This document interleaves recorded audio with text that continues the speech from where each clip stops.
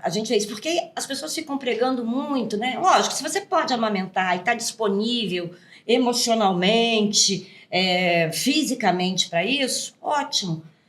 Mas tem mulheres que não estão, né? Que tem mulheres que aquilo ali mexe muito com elas, a questão da amamentação, porque volta lá na história dela, né? Tem mulheres que não conseguem porque não tiveram leite, enfim. E aí ele falava sempre isso, que na hora de você amamentar o bebê, é importante você fazer esse olho no olho com o bebê, né? Porque ele vai se sentir mais seguro. Então, assim, não adianta você dar um peito e tá lá vendo televisão. No celular, né? No celular. Hoje em dia já é o celular. E assim, a gente tem visto muito, né? As mães amamentando sem muito contato, né? E aí ele falava basicamente isso, que não é nem da psicanálise do sensível, que é da terapia haitiana.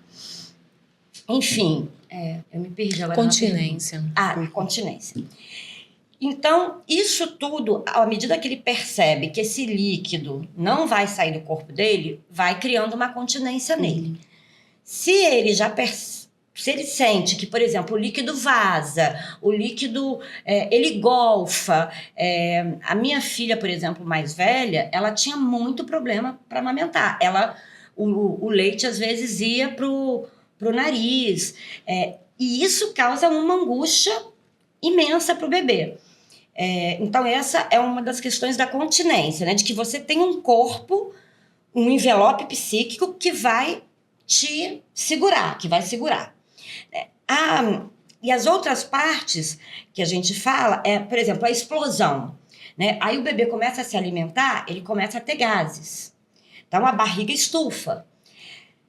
E aí ele acha que ele vai explodir, porque ele não tinha aquela sensação no útero materno. Então, ele já saiu de um meio que era conhecido, saiu para um meio desconhecido, começou a usar um leite e usar os canos e tubos que ele tem por dentro do corpo, fica preocupado se vai conter esses líquidos que ele está ingerindo, e depois esses líquidos podem ocasionar gases neles.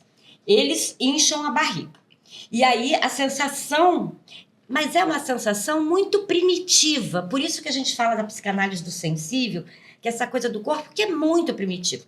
A gente não vai ter lembrança disso aqui, né? Mas no corpo ficou a marca, né? Então, essa sensação de que ele vai explodir também é uma angústia básica do bebê, né? Então, alguns passam por essa fase, conseguem passar bem por essa fase, outros não. E a terceira é a queda sem fim.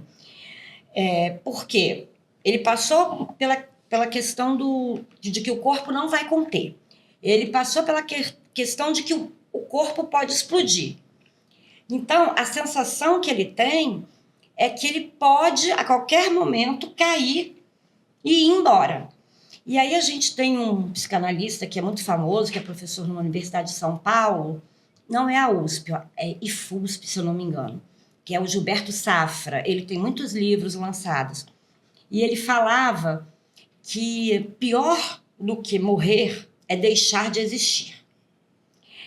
Eu achei essa frase muito bonita. Eu li isso. E ele falou que é justamente a angústia que o autista sente, o medo que ele sente de deixar de existir, né? Então, por isso a continência é importante. Por isso que ele tem que ter essa continência, esse envelope psíquico, para ele sentir que ele não vai deixar de existir, ele não vai desmanchar.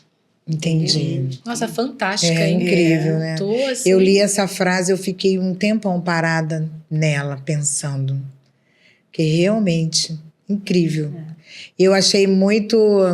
Eu até comentei com a Dayana, eu estava lendo o livro, eu achei que vocês tiveram uma fala sobre uma questão muito difícil para as famílias, mas vocês tiveram uma fala muito humanizada na hora de escrever. Sim, a gente ficou justamente com essa preocupação, né? Porque na visão da psicanálise é desse jeito, né? E hoje a gente está vendo também milhares de fatores, né? Multifatorial, genético e tal.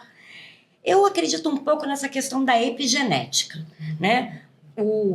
você tem uma tendência lá, genética, que ainda não se pode precisar muito, Isso. né?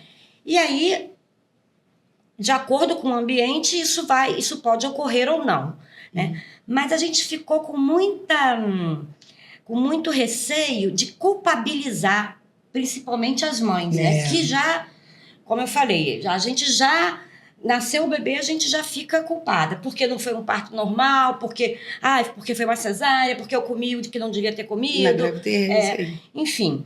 Então a gente tinha uma preocupação muito grande nessa culpabilização, principalmente materna.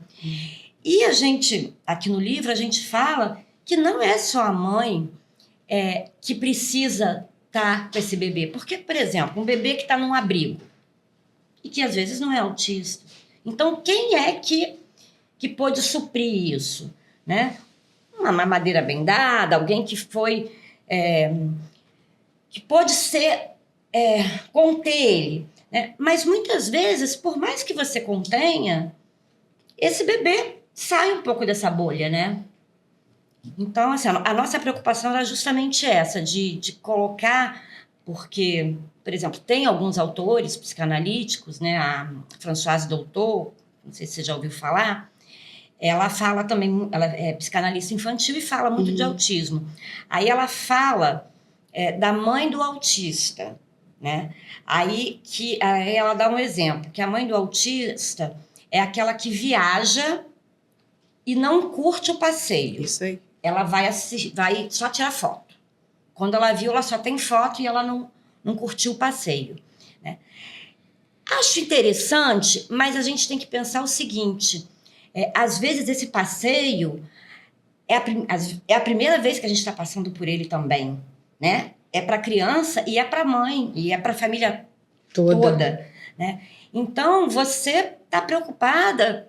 Por que a criança está chorando? Você está preocupada por que a criança está com dor de barriga? Você nem sabe sequer o motivo do choro. Né? Então, pode ser, às vezes, dura, mas eu penso assim, que às vezes não dá para a gente curtir o passeio com uma preocupação. Né? Na verdade, toda vez que a gente sai com a criança autista, a gente tenta inseri-la o tempo inteiro no passeio e preservá-la. Então, realmente, não passeia. Porque a preocupação é grande. A gente não consegue se desligar 100%. De jeito nenhum. Principalmente se o suporte for 2, 3, imagina. Você está sempre, né, tentando adaptar. Porque tudo às vezes está calmo, de repente, alguma coisa